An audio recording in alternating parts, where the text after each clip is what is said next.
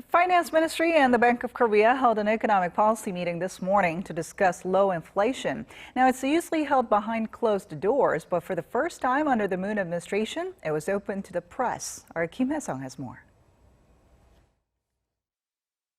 First Vice Minister of Economy and Finance Yong-beom says weak inflation data in recent months hasn't led to concerns about deflation just yet.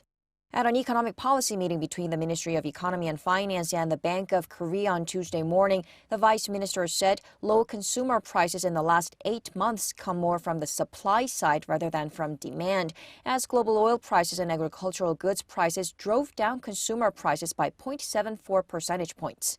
Korea's benchmark Dubai crude hit $73 a barrel in August 2018 but fell to $59 a barrel last month.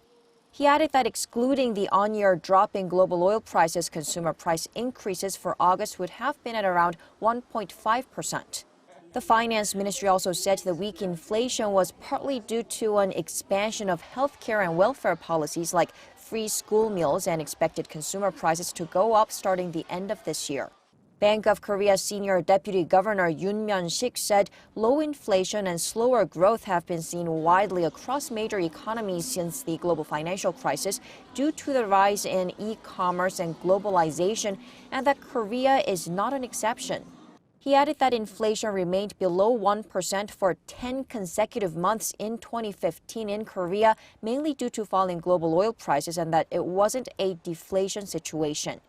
But he added the Bank of Korea will closely monitor the mid to long-term consumer price trend and vowed to work closely with the Finance Ministry, holding economic policy meetings every month to exchange data and analyze the effect of low inflation on the local economy. 김혜성, 아리랑 뉴스.